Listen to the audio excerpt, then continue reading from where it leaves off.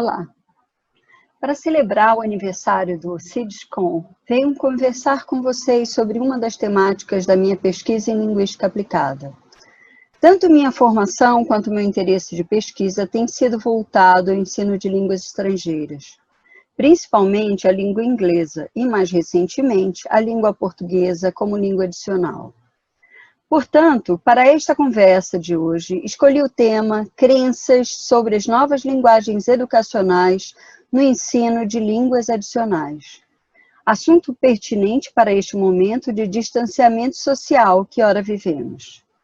Primeiramente, gostaria de falar sobre alguns termos e expressões significantes para esta conversa, para que você compreenda como o tema se constrói. O entendimento de crenças pode parecer muito fácil, mas é um tanto complexo. Crenças se relacionam a tudo o que acreditamos, mas também dependem de nossas experiências, conhecimentos, atitudes, entre outros construtos. As crenças são estudadas como um construto da cognição e, portanto, têm caráter abstrato por estar dentro de nossa mente. Um exemplo prático seria: um professor aprende que, a fim de ensinar uma língua adicional, ele precisa usar uma determinada abordagem metodológica, por exemplo, o ensino comunicativo.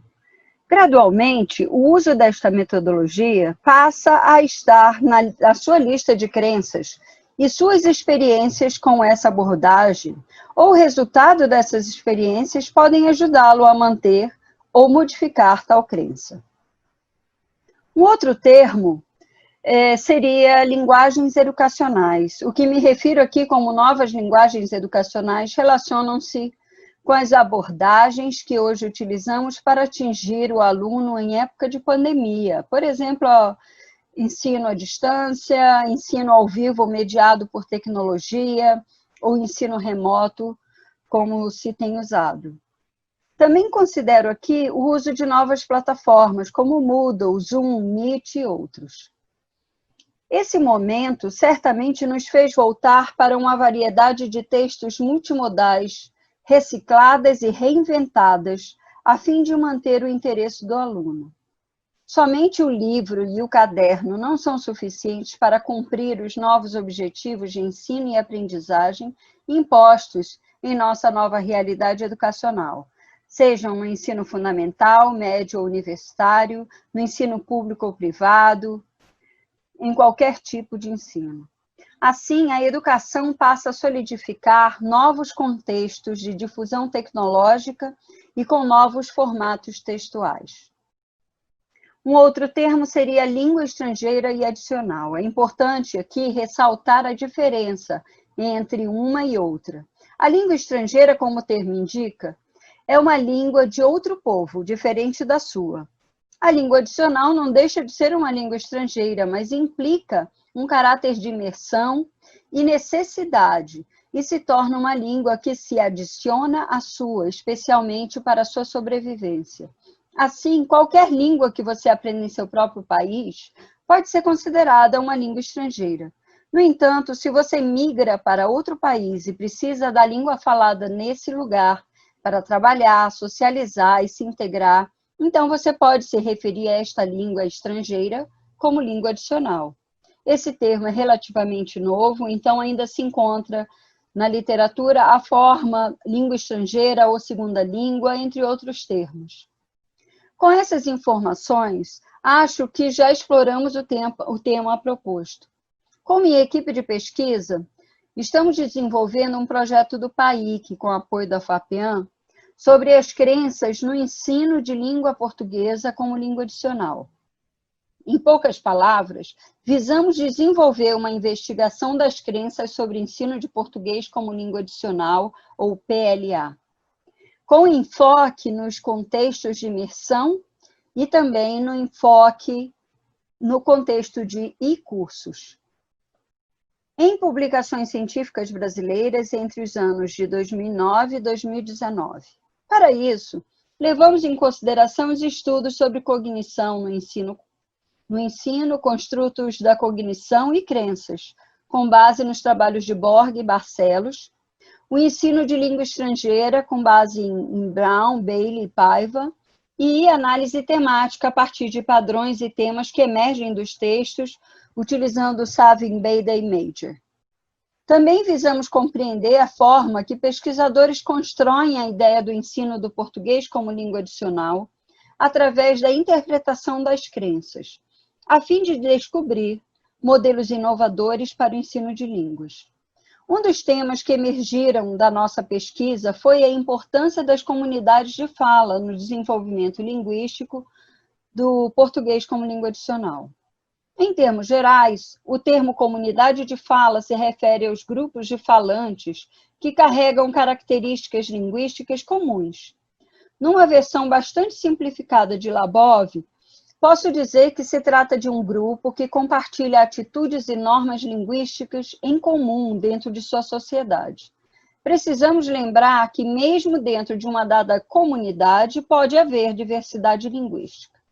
Neste momento de pandemia, com as mudanças das mídias de ensino e a necessidade de se utilizar novos termos multimodais, notamos e talvez também passamos a crer que as comunidades de fala passam por um período de adaptação, pois, independente do grupo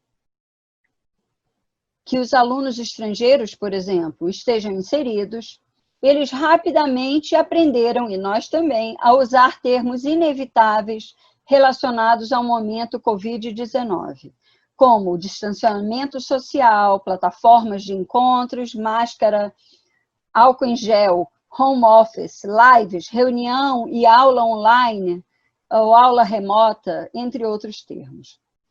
Em relação às escolas e universidades, sentimos que o momento da pandemia não deu muita opção a essas instituições de ensino, se não utilizar novas tecnologias e linguagens para manter suas máquinas funcionando. Então, quais são as crenças sobre as novas linguagens educacionais e as mudanças no ensino de línguas adicionais? Posso listar algumas agora. Primeiro, nota-se que novas crenças estão se reestruturando e se reconstruindo quando se trata de linguagem educacional. Para esta conversa, devo dizer que acredito, e aqui vão minhas crenças, claro, a partir da minha experiência e do meu conhecimento, que será inevitável a mudança nos textos multimodais utilizados na educação em geral. Mais especificamente no ensino de português como língua adicional, ainda há muito o que fazer para alinhar as metodologias até agora aplicadas aos novos sistemas tecnológicos. Professores que utilizam e defendem o ensino comunicativo estão aos poucos encontrando o seu caminho dentro da nossa nova realidade educacional, mas ainda encontram barreiras para proporcionar interações e práticas eficazes dentro dos meios tecnológicos oferecidos. No caso dos prováveis alunos de PLA, alunos que migraram para o Brasil, principalmente aqueles em condições de refúgio, a situação fica um pouco mais difícil pela impossibilidade de acesso aos novos meios de ensino. Creio, no entanto, que novas pesquisas irão surgir, trazendo problemas e soluções e certamente novas abordagens e linguagens para o que se chama novo normal. Finalizo esta conversa convidando alunos e colegas a refletir sobre suas próprias crenças no ensino de línguas, nos possíveis novos textos multimodais a serem utilizados nas novas abordagens e ainda os convido a alimentarem o debate sobre o tema. Os diálogos contemporâneos CIDSCOM já estão inseridos no nosso novo mundo de linguagens virtuais, visuais e constantemente mutantes e inovadoras. Obrigada.